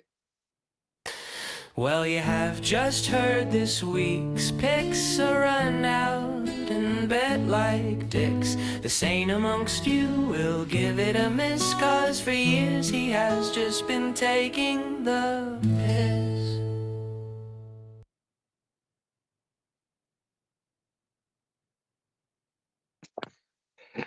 Like that, Albert. Like, I'm not bad on that guitar, innit? you were a bit heavier than I thought you were going to be with the rock, mate. I didn't think you had that. I'm right in there, mate. Stuck one of her wigs on her, just bopping away there. I only caught three that 6, Dunfermline, Clyde, and Partick. Who was the other 3? Oh, that'll do you, Billy. I think I'll do them the treble then. That's what I'll do. Dunfermline, Ross County, Stenhousemuir, East Kilbride, Clyde and Partick Thistle, mate. East Kilbride? East Kilbride? They're a junior team. That's his selections, mate. He came out with 2 lines. He's trying to box his AK, wasn't he? Aye. I'll repeat it again. All to win, Dunfermline, Ross County, Stenhousemuir, East Kilbride, Clyde and Partick Thistle. AK. Aye, good luck, Southside. He's going for 2 in a row, would you believe? I Good would luck. give him that last one as a victory, AK. Well, it did win, but over the course of what we've put out and what we've got back, I'm still well done. Oh dear. Anyway, good luck, everybody. Good luck. Where are we? Where are we? Aye, it's big game, and I get the stats. All that's going to mean nothing, and it means nothing. What it means now is the next 7 games. Tomorrow's the start of it. All bear. I don't see any reason why we shouldn't win the game tomorrow, but you've got to go out there, mate. Talk's cheap. Oh, talk's very cheap, mate. We all know that. Talk's cheap. You got to go out and prove your worth. We're more than capable of doing it. But the complacencies we've spoke about, that's the only thing. If we don't show any of that, we actually go out there and apply ourselves at the game. We should win it. There's no doubt about that. The 7 games are going to be tough games, no matter what way you look at it. Way we look at this. I mean, it's 7 teams that can give you hard games. There's no doubt. And I think when we get into the split, we've got 3 away and 2 at home. So you've got to set yourself up to get into the games. And I think that's what Roll was talking about. Is to forget about the 5 they know. They'll take care of themselves when you get there. But before you get there, you've got to set yourself up to be competitive in the 5 games. And he's saying he's confident in his own team. Right? Why not? Because some of them are starting to play really well. I just like the 2 centre forwards to start scoring. That'd be really good. And I think if they 2 go and fire, I don't think there's any stopping us. If they 2 just click and go and fire. You've also got to get the ammunition as well, mate. Yeah. Exactly, mate. Exactly. And the players that we've got are capable of it, mate. They just need to. All the creative players we've talked about, Gassman, Asgard, Berjami, Olsen, Ant-Man, all these type players, they need to start producing these cross boys and through boys and whatever it is to set these players up. And they're capable, mate. They've got the ability to do it. They're just not doing it at the moment on a regular basis, but we're still scoring goals. As Alex pointed out, it's. I'm looking forward to the game. I don't know if we use, but I'm looking forward to it. I'm expecting a Jim Goodwin team to play a Jim Goodwin way. So that's what I'm expecting. But that doesn't mean that we can't go out and do our thing. And that's the most important thing. We're going out and applying ourselves and putting our stamp on the game. I think Bigner Derry had an excellent game, the last game, but I still like him to score a couple of goals, AK, just to give him that boost of confidence round about the game. He brings some work rate. But as a forward, ultimately you're judged in your goals, mate. Aye. Listen, I totally agree with you. And I think a lot of supporters, you're spending that sort of money there to bring him in, to score us the goals and fill the void that Iggyman's left and Danilo's left. And you need somebody up there to put the ball away. But as I say, in the last 8 games, we've scored 33 goals, Mox, domestically, which is over 4 goals a game. So it's not as if we're struggling for goals, but the goals is coming from other areas of the park, which is good. The thing that I noticed, obviously, when you're there, you see it. You don't see it so much in the telly. Is the work rate that Nadiri does, and it pulls defenders out of position for the likes of young Mikey Moore or Raskin to run into that space, and that's where we can hurt them. So he's got a role to play in the team, but either him or Chermiti, they need to stay as a focal point, I think. If one of them's kind of doing that sort of work rate, then the other one has to stay as a focal point up top and be in that area. Chermiti's went away there with Portugal and scored today. So these are the games that matter now. Chermiti's he scored in 5 games this year, but big important games against Hearts, Celtic, and obviously Kilmarnock. So scoring goals against Dundee United, Hibs, Falkirk, that's the games that's going to get us over the line. And obviously, I think Scott Wilson's got some goals in him too. So it's time to start them up for these guys now. Billy? Aye, I think I've said it 100 times on the show, mate. I've said it 100 times sitting round about me in the iBooks and that. Even we's up the ball a bit quickly, mate. That's when we're our best now. We all understand that it's virtually impossible to do that for 90 minutes, because there comes a time when you're just going to burn out. You can maybe do that for about 60 minutes, 65 minutes max, and then that's it, mate. You're running on empty. Then you've got to have the quality car off the bench to come on and into the same positions to do the exact same thing to get you the winning line for the next half an hour, 35 minutes, 40 minutes, or whatever the case may be. I mean, it's playing the Rangers, It's they didn't give us a lot of extra time, or injury time, should I say. But as I said, when we's up the ball about quickly, mate, taking 2 and 3 touches on the ball, I think we're great to watch when we shift it about quick, And I've noticed as well, we're starting to flood the box in that, and I like that. There's sometimes 4 or 5 Rangers players in the box, you know what I mean? And I think it frustrates me and all when we do get the Rangers players into the box, we get ourselves into a right good position and the ball doesn't come into the box. You've got to get the boys into the box and give the players in the box something to go and attack. You know what I mean? Something to attack, something to work after. If you don't get the ball into the box, it's not going to happen. Because it all breaks down again and it goes to that tippy-tappy stupid football. It goes in, it goes out, and it goes back, and it goes back to the 2 full backs, and it goes across the way, and it all goes back. And that's for maybe 40 yards up the park when we've had 4 or 5 players in the box. I've seen that happen a million times. That the ball doesn't get put into the fired in as a cross either side, and it goes back away, and we've lost all that momentum. We need to cut that out, or if we're going to play that way, we need to get that ball in the box quicker and get the defenders turning. And as I said, give your Rangers players in that box something to go and attack. Well, you mentioned Chimity there, Billy. I'll take you all better. If Olsen doesn't make the 2 crosses, two of the biggest moments of the season don't happen. That's how simple football is. Put the cross in, you get a big centre forward, you might score. Game's no change that much, Albert. No, it's sort of the primary and secondary jobs of each player on the park in modern day football, mate. And to my mind, the primary job is getting overlooked for the secondary job, and it's all about this work back, chase, full of the runners. And you go, wait a minute, in my day, the primary job for a fullback was to defend. The primary job for a winger was to take on fullbacks.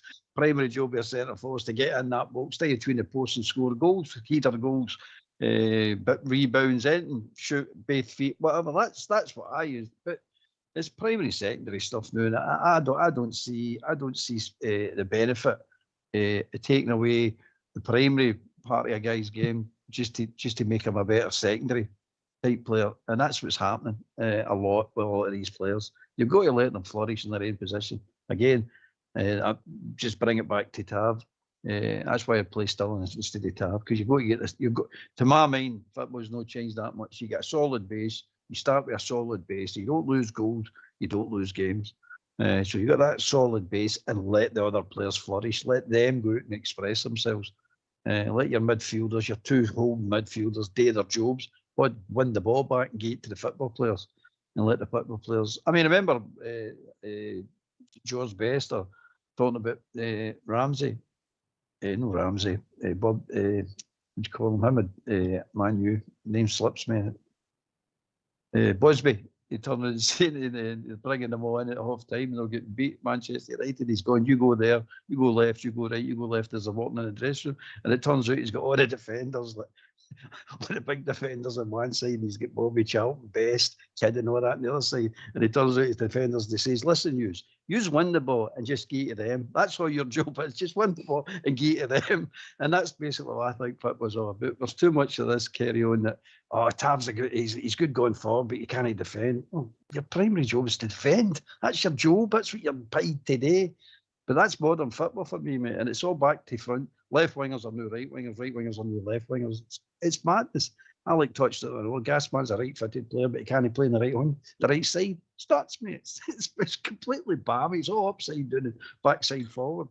And also, does he look as if he wants to play on the right side? That's exactly, mate. For us, mate. Exactly. Because the way he looks at it, if he's playing up against the right back, he's playing the left hand side, he's playing up against the right back. He's cutting into his right hand, his strong foot, and he's cutting into the right back's weak foot, left foot. That's the way they look at it. So he's cutting across, halfway across the area. He's cut across all their defenders up to the halfway across the box on their weak side. So you get the shot away, you can get a shot away. Same going the other way with the right winger coming across the left. That's the way they're looking at it. We all know it's. If you come into the right and you're right footed, how can you not use the outside of your boot? That's all down to skill in it, mate. You tell me, I don't know. I don't know what you say. Maybe the game was just too easy for me. You know? Well, there you go. I don't want to say too much about that. I know, mate. I know. Somebody asked me a question today. I answered them. The answer was no. AK. What was that? Remind me. Was that the tenor that was asking for you? No, it was 20. It's always one there. Aye. Listen, football's a simple game, but they've confused it, and I think Albert's right. I think Guardiola's got a lot to answer for. You watch games in the past. We could come on, just mention Pep, we could go right to the end, and then we could go right to the end if you like. It's true though, isn't it? It's true. I mean, even when he went to Bayern Munich after Barcelona, and he's changed the game in England. When Wenger was class with changing a lot of English with dietary and bringing in all the French and all that, but Alex Ferguson was still clever enough to change his number 2 constantly, and change his thinking and keep his personnel up to date and stuff. But Souness says it all the time, the game's not changed that much. They can break it down a lot simpler than we can, but the game hasn't changed that much. You're keeping the ball out of your net and trying to put it in the opponent's net, and it's how you do that. Play to your team's strengths rather than bamboozle them with tactics. Aye, I get it. Right, so I think we're in agreement, mate, if we're assuming that everybody's fit for argument's sake, that there's not going to be dramatic changes tomorrow. He's got his core 9 or 10, and depending if one of them's injured, that might throw us a curveball. But he has got a level of consistency. Now, I've seen people think that Biowski could come in for Chimiti, Billy. Where do you stand in that? I'll come last with my views on it, but what's your thoughts on it? Well, let's not. Albert touched on it earlier on there. I'm with Albert again in that one. Listen, Chimiti's he's a different player altogether. The two of them are. That's one thing they're not. They're no similar. With Majowski. Majowski's more of that penalty box player. He comes alive in the penalty box. But if you're not creating chances, and back to what I said earlier on there, mate, if you're not getting the ball into the areas, then you're not got to give him a chance, and that's how he floats in and out of games. That's just my opinion on it. Regarding whereas Chimiti's the exact opposite. He wants to go and work and run.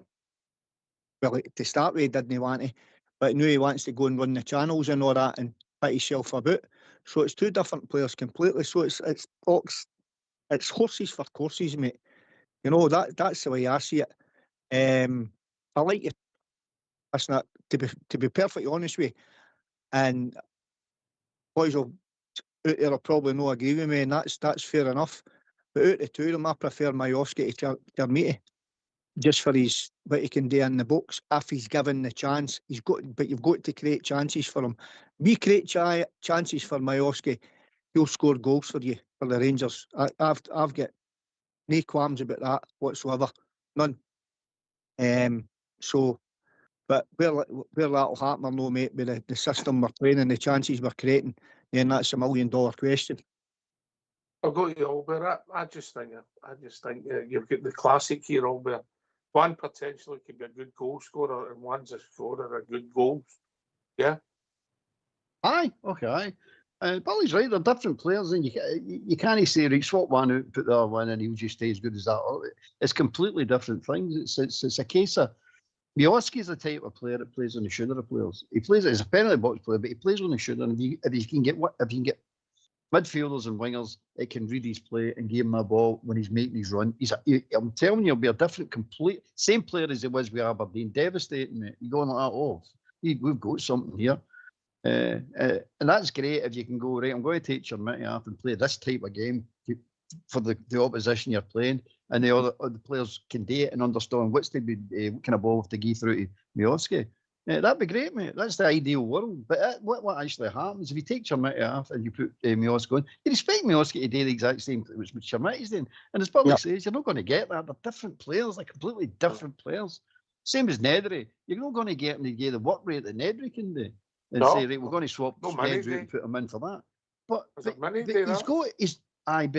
Miovski's got talent, mate, and he's got ability, and he can score goals if you play him the right way. It's just a case of, can we adapt when we need to adapt to get him into a game? We might have to do it because Chimetsky and Nedry are not having good games, or the team that we're playing, we can't get through. So we're just going to change it slightly to try with Miovski. But you need to play him right.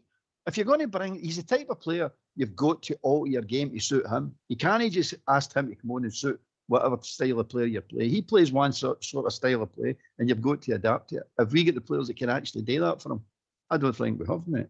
And that's why he's struggling at Rangers, in my opinion, that is. But do you stand in at AK? Who would you start tomorrow?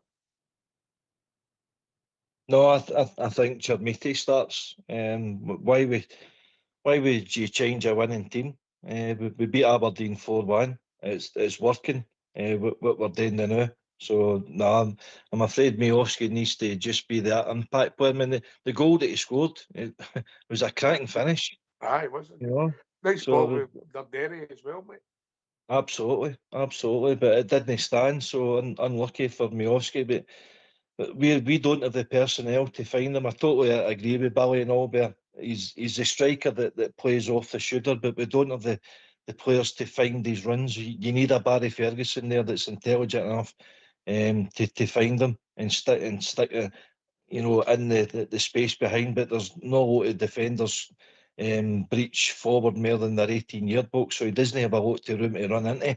It's no great strike play for Chermiti and the Derry. It's graft, it's hard graft. But as I say, what they do well is pull defenders out of position for others to run into. So that style, that philosophy is working. We're scoring goals, so no reason to change it. Aye. I think Chermiti will start. I think Miovski will go to the bench tomorrow. You know, that's assuming that it's no Chermiti, it's injured. Aye, true. No, let's hope so. Whoever's comes in there, Oxford, they've got to come in and make an impact. I mean, even like say Billy touched on earlier, if you have Miovski coming on there, have Ant-Man coming on then with him. He could be the guy that hits the byline, and then Miovski's in the penalty area looking for him. You know, he needs players to be in the same level thinking as him. He's an intelligent player. He's proven in the Scottish League, but he's in the wrong movie sometimes when you see him play. And he's getting frustrated, obviously, because of the lack of opportunities that he's getting. Aye. And obviously with Ant-Man, I don't see the clamour for him to be playing. You never know, because I don't think he's done a lot. But when he came in, he made an instant impact. And we thought, wow, got something here, this pace, and just simple down the line, put it in. in the box. In fact, I think it was his first game. He went down the wing and put a brilliant cross. The gas man scored a header, but it's just hard to believe now, Billy. But he's not really hit the heights since. Injuries are curtailed him a bit also, mate. Yeah. Aye. Listen, that's he showed glimpses of what he could do, like, you know, and then obviously he's been unlucky, as you said, with injuries and that. But you know, for your strikers, sorry, no, your strikers, your wingers to make your runs in behind, mate, you've got to have midfielders that's got to gear on the ball, haven't you? You know, and that's the frustrating part. Like, you know, I don't think there's the midfielders that we've got are brave. You've got to be brave on the ball. You know, it's all right playing a nice tidy wee pass, a wee square ball here and going and getting it again, and you know, laying it off and going into space and taking up in our position and getting it again and playing a nice wee triangle and wee stupid areas and all that. I'm not wanting my midfielders to do that because it creates nothing. You know, I want my midfielders to be brave on the ball and have their head up. You know, that frustrates the life out of me big time and all. These midfielders no having their head up to pick a pass. You know, I mean, you see guys down the park that are right top football players, sorry, I nearly swore there. top football players, you know, and their heads are up all the time and they're wanting to make passes. And that angers me because I'm saying, how can amateur players or junior players pick a passes and get their heads up to pick a brilliant pass? Yet somebody that's meant to be a professional football player can't. You know, that annoys me. I'm sure, Ox, you played in the middle of the park, you'd be able to pick your passes yourself, would you know? Back heels, mate. Back heels. No. But listen, mate, I just think that the modern game, mate, it comes back to that as well. You know, and also, before we finish up, I think sometimes even some of the good players we've talked about, if they're playing in some of the systems they play now, they're that far away from the forwards now. You can't influence them. You know, they're no close for setting balls. They're no close enough, often enough for the slide rule passes. So that's the change in the game that Albert keeps going on about, Billy. You know, because sometimes they're neither the centre halves constantly than the other centre forwards.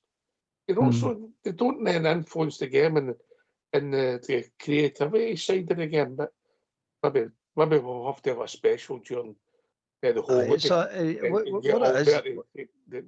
Albert teaches everybody about what the coaching method is the new it's all this what if we lose the ball up here, what if they break down and they break on, what if it's all what, whereas football's not meant to be like that. It's about day your thing. Let's see it, Mavericks, let's see what you can do. Applaud some brilliant play. Professional fouls, we should be red carded in my opinion, because as soon as a guy beats somebody, they're just hacked down right away. As far as I'm concerned, they're taking all the enjoyment out of football. They're taking all the actual spontaneous brilliance that used to sit in the going, that player's some player. I mean, Davy Cooper, players like that. Other players, not just him, the other players used to sit and watch. World Cups used to watch with Brazil playing their style of football, going, wow, this is brilliant. You guess what that's taken away. It's a standard model you get now, and every team's trying to play the same way, and it's, I don't know about you, but it sends me to sleep. It really does send me to sleep. I'm not interested in it. Yeah. Maybe have a special AK. Albert's thoughts on the modern game. What do you think? That'll take the whole of 30 seconds. That would be a 6-hour show. Well, listen, I remember watching a podcast there, Man United based, Rio Ferdinand, Paul Scholes and Rooney, and they were talking about the exact same points what you're bringing up there, Ox, about midfielders coming back to collect it off the centre half.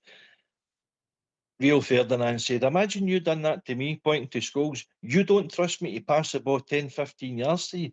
And Rooney, if you done that to me, you'd be like, get out of my area. And that's a part of the problem. I think the overcoach thing is what Billy touched on and Albert touched on is a part today. But the players, I don't know whether it's them that don't trust themselves with responsibility or whether it's the manager that tells them to do this or that. But sometimes players need to take responsibility for what's happening on the park and change and adapt accordingly. You know, and all these players you don't have the same Mavericks, you don't have the same character, the skill set isn't there. mean, Mikey Moore he's been a revelation this year. Why?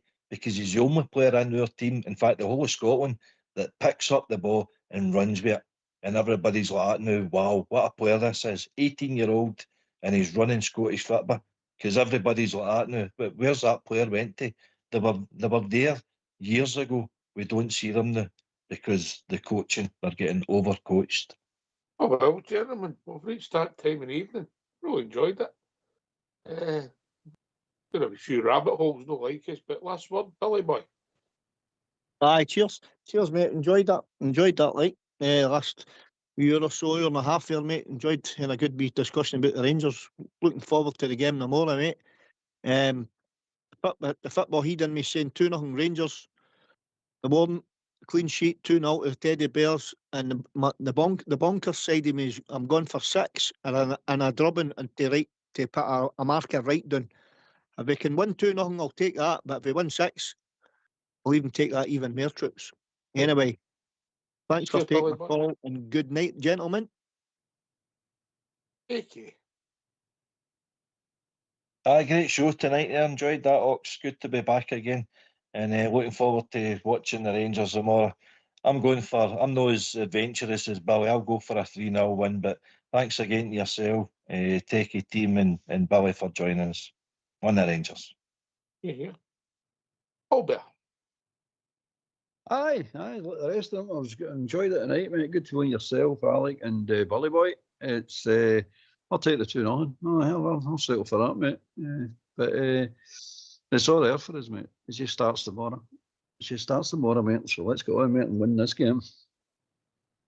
Just win both halves for me, Albert. Win both halves. Yep, absolutely, mate.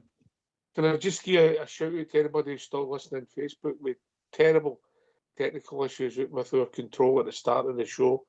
The boys sorted that there was a problem with Facebook. It's all sorted now. Going forward, can also give a shout out. There'll be no show tomorrow because regrettably there's too many Rangers Radio people at the game tomorrow, which can only be a good thing. Rangers Radio will be back tomorrow, Monday night, at 8 o'clock, celebrating the Rangers victory. Thanks to Billy, Albert, and AK for doing the showbiz here tonight. Fox and Old School Blue for doing the technicals. This has been Rangers Radio. Do it tomorrow for Old School Blue's new granddaughter. Take it away. Grandkid, sorry. Take it away, Old School Blue.